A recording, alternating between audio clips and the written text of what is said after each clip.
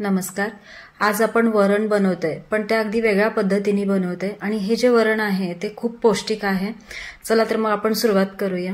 आज आपण हिरवे मूग आणि आळूच्या पानांचं वरण बनवतोय। त्यासाठी आपल्याला इथे हिरवे मूग घेतले, टोमॅटो, कोथिंबीर आहे, त्यानंतर कसुरी मेथी घेतले, चिंच आणि एक 10 आळूचे पानं घेतले त्या ठिकाणी। आणि चला तर मग आपण सुरुवात करूया। इथे आळूची पानं आपल्याला बारीक कट करून घ्यायची आहेत।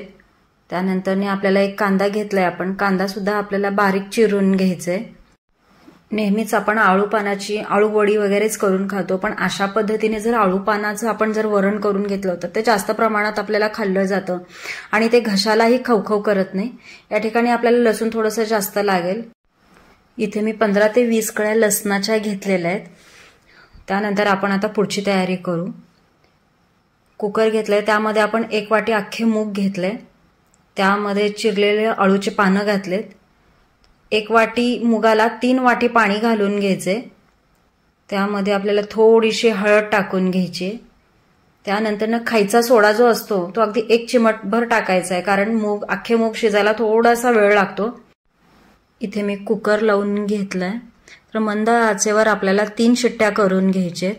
तर त्यासाठी आपण एका मिक्सरच्या भांड्यामध्ये लसणाच्या कळ्या घेतल्या, 4 ते 5 आपण मिरच्या घेतल्या, थोडेसे जिरे टाकून घेतले आणि कोथिंबीर थोडंसं जास्तीच घेतोय थोडंसं। आता हे सगळं आपल्याला मिक्सर अशा पद्धतीने जर तुम्ही वरण केलात तर ते लहान मुलं सुद्धा खाऊ शकतात आणि यामुळे किडनी स्टोन सुद्धा कमी होऊन जातं। मूग डाळीमुळे ऍसिडिटी होत नाही। चला तर आपण वाटण पण तयार आहे। कुकरच्या 3 शिट्ट्याही झालेल्या आहेत। कुकर थंड करून घेतलेलं आहे। आता आपण डाळ व्यवस्थित घोटून घेतोय। आपली डाळ घोटून झाली आहे, पाहू शकता इथे। आता आपण एक मातीचं भांडं ठेवायचंय। मातीचं भांडं हे ऑप्शनल आहे, पण मातीच्या भांड्यामध्ये जी चव येते भाजीला ती थोडीशी वेगळी येते, चांगली येते। या ठिकाणी आपण तेल घेतलंय, त्यामध्ये आपण मोहरी, जिरे, थोडीशी हिंग,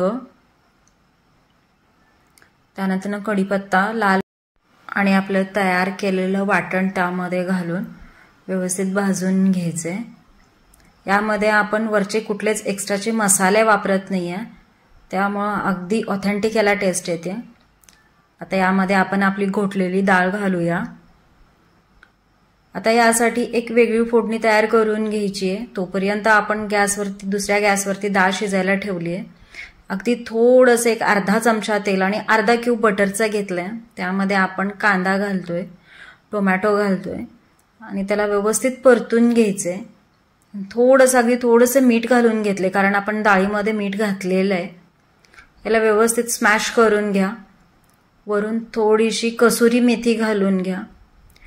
फोडणीमध्ये घातलं तरी चालतं, पण असं वरतून तुम्ही एकदा घालून बघा, त्याची टेस्ट चांगली येते। त्यामध्ये आपण चिंचाचं पाणी घातलंय, थोडंसं गूळ। हे वरण थोडंसं आंबट गोड तिखट या पद्धतीचं असतं।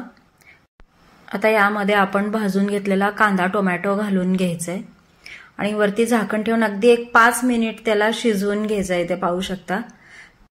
चला तर मग आपली आळू आणि मूग डाळीचं वरण अगदी तयार आहे। मस्त कलर आलाय। हे आपण भाकरी किंवा चपाती सोबत सुद्धा खाऊ शकतो। तर हे वरण नक्की ट्राय करा आणि कसं झालंय हे मला कमेंटमध्ये सांगायला विसरू नका।